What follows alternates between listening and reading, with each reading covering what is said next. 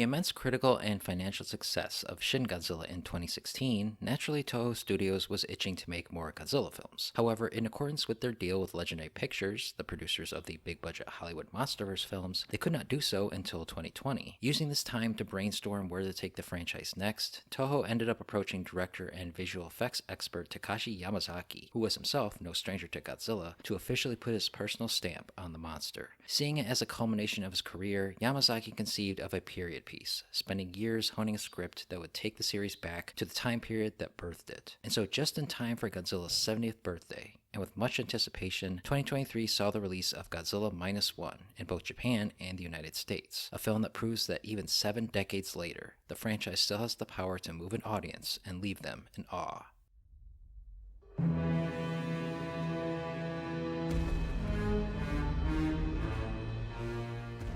Just as Japan sees defeat at the end of World War II, kamikaze pilot Kōichi Shikishima flees from his duty and lands at a Japanese base established on Odo Island. That same night, a monster attacks suddenly and violently, leaving Kōichi and one other as the sole survivors. Racked with guilt and shame, Kōichi returns home to find his family and community decimated, but finds hope in the chance meeting with Noriko, a survivor looking after Akiko, an orphan baby she had rescued. The three move in together, and over the years establish a life together, with Kōichi making a living as part of a ragtag crew of minesweepers tasked with cleaning the shores of Japan of leftover naval mines. But just as Kōichi begins to believe he can move on from his guilt, Godzilla returns, enlarged and empowered by the atom bomb. With its sights set on Tokyo and a disempowered government unwilling to fight back, it's up to the everyday citizens and war veterans of Japan to come up with a plan to save their country from total annihilation.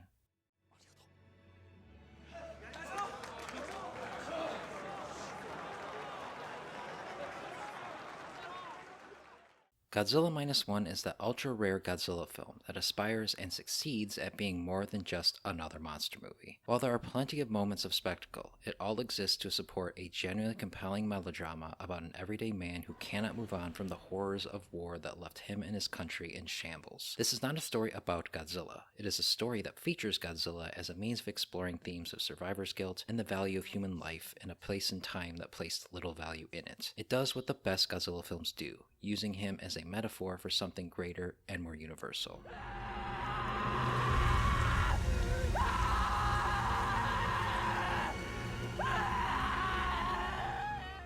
The film's greatest asset in this accomplishment is its cast of characters, which is small and full of charm and personality. Ryunosuke Kamiki as the tortured kamikaze pilot Kōichi Shikishima brings the darkness to the film, while Minami Hamabe as Noriko brings the light. Together they are the heart of the film, making for an effective will-they-won't-they couple that you can relate to and root for. On the other hand, much of the fun of the film comes with the crew of the minesweeper Shinsei Maru. Its 3 members, Yoji, Kenji, and Shirō, played by Ryunosuke Sasaki, Hidetaka Yoshioka, and Yuki Yamada respectively, all represent different perspectives of the film's themes and bring a sense of friendship and camaraderie to the story that culminates in a conclusion that will leave you fist pumping with a tear in your eye.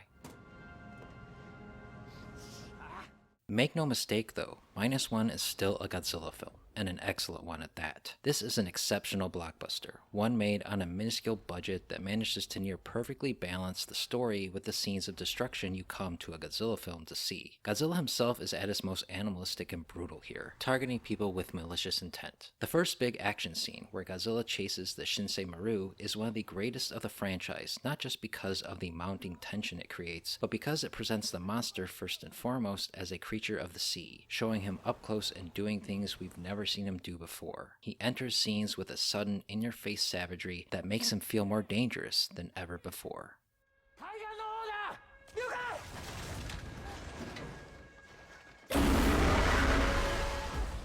This threatening new Godzilla is of course made possible by the incredible special effects that bring the franchise to new award-winning heights. Godzilla has never looked better, never moved better, and never destroyed better. But it goes beyond just the title creature. The entire production is impressive, blending practical sets and digital effects together in a way that, while not always perfect, are at their worst always good enough that you are never taken out of the film. Sound design is also impeccable. The film knows how to use both noise and silence at appropriate moments to instill emotion in the audience. audience. The original score by Naoki Sato is also very good, unrelenting when appropriate and swelling when needed. The film also employs some classic Ifukube tracks from Mothra vs. Godzilla and King Kong vs. Godzilla, along with, of course, the original Godzilla march. The result is a simple but effective score that blends the old with the new and perfectly represents the film it's attached to.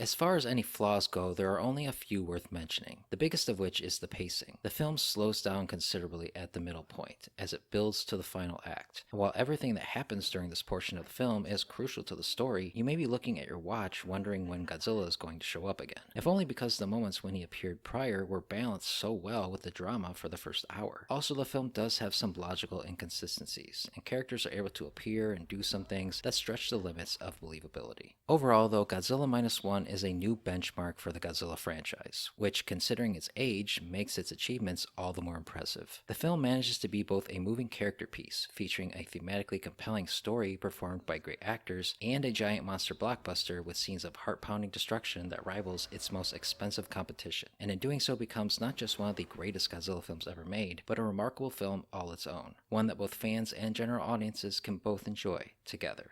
For more reviews and opinions on all things Godzilla, subscribe and stay tuned to Up From the Depths.